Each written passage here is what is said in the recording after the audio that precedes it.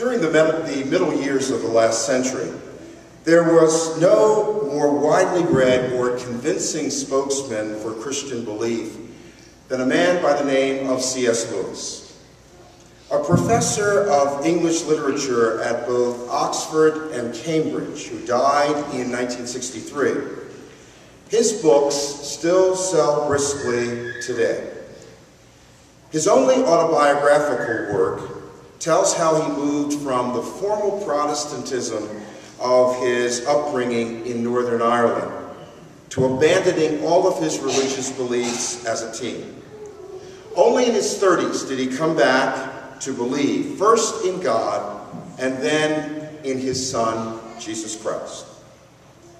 He called the book Surprised by Joy, and it was a tribute to his wife, Joy Grisham, whom Lewis, a confirmed bachelor for most of his life, married in 1956 when he was 58 years old.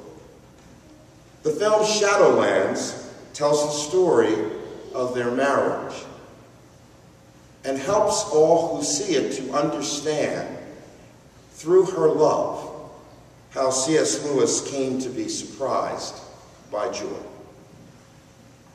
Both the men in this morning's gospel are surprised by joy.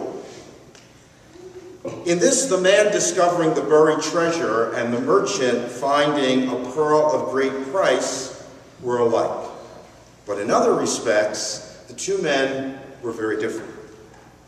The first man is a day laborer, plowing his employer's field. As he walks back and forth over the familiar ground, the plow catches on what he first takes to be a rock. Investigation shows that it's a pottery jar filled with gold and silver. In the days before banks, the best way to guard a treasure was to bury it. Who had buried it, or when, he does not know. He realizes, however, that this unexpected find can change his life, giving him the first financial security he has ever known. But he also immediately realizes that he has a problem. The law of the day said that buried treasure belonged to the person on whose property it was found. Rather than carrying off the treasure at once and risking having the owner of the field challenge his right to possess it, the man carefully buries the jar again and finishes his daily work. Later, he scrapes together from his savings all that he has and makes the employer an offer for the field. When his offer is accepted, the man is overjoyed. The purchase has cost him everything that he had, and yet the treasure he now has is far more worthy. The merchant is different. He is not poor but well off. He is actively looking for a treasure. He probably started collecting semi-precious stones as a youngster. In time, what became a hobby grew into a livelihood. Years of buying and selling have sharpened his eye and refined his taste. He smiles now when he thinks of the totally worthless baubles that used to please him years ago. One day, walking through the bazaar, he sees a pearl so large and so flawless that it takes his breath away. He knows that he must have it. It will mean sacrificing all that he owns. But no matter, when you have found perfection, no price is too high. God's kingdom, Jesus is saying, is like that. Neither of these two men think for a minute of the sacrifice they will have to make to get what they want.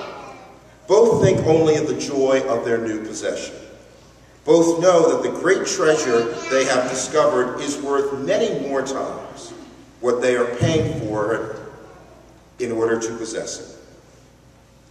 Must we pay a price to be faithful disciples of Jesus Christ? Of course we must. Sometimes that price is high. But when we think only of the cost of discipleship, we make our religion grim and forbidding. In these two short parables, Jesus is emphasizing not the cost of discipleship, but the infinitely greater reward that comes with being committed to Jesus Christ. A reward that can be ours the more we turn our lives over to the Lord. From the great chorus of Christian disciples who, like the men in these two stories, have been surprised by joy, listen to two voices. The first is the late 4th century North African convert, later a bishop, whom we know as St. Augustine. All through his 20s, he intellectually desired to become a Christian, but he thought the price was too high. He was unable to give up his freedom to live his life as he pleased. After God granted him the grace of conversion, Augustine wrote that what he had sacrificed for Jesus Christ was nothing compared to the treasure he had gained. In his Confessions, he writes, "How sweet did it become to me all at once to be without those trifles. What I previously feared to lose, it was now a joy to be without. For you cast them away from me, you who are true and highest sweetness. You cast them out, and instead you entered me.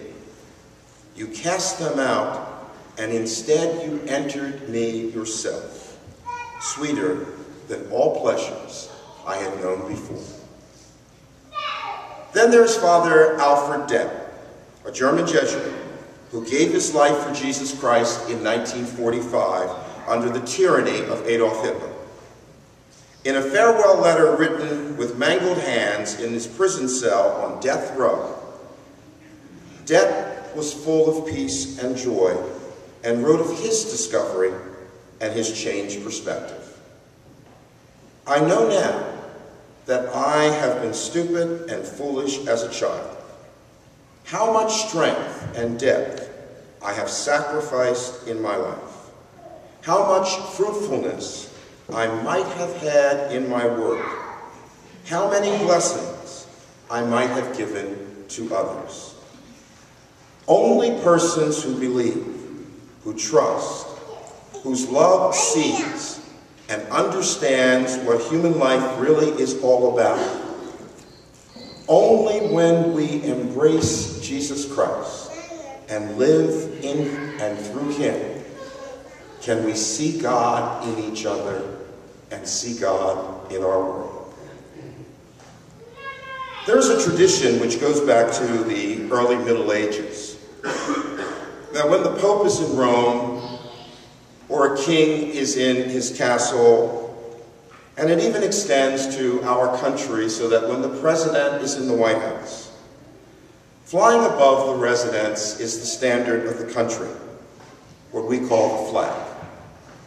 We as Christians also have a royal standard. On a field of red, the color of the Savior's blood, is emblazoned the letters of gold and the single word, joy. It flies about every Christian heart to show that when the King of Glory is in that heart, that is where joy resides. All of us face problems in life. All of us must deal with difficulties and challenges each day.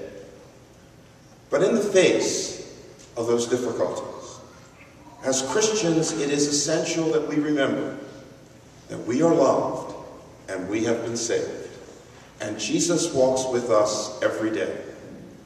Even when we push him aside or ignore him, he is still there, waiting to extend his hand to us.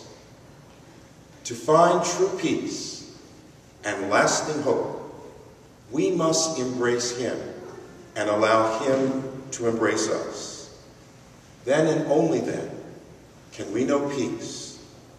Then and only then can we live with a joy that the world does not know and can never take away.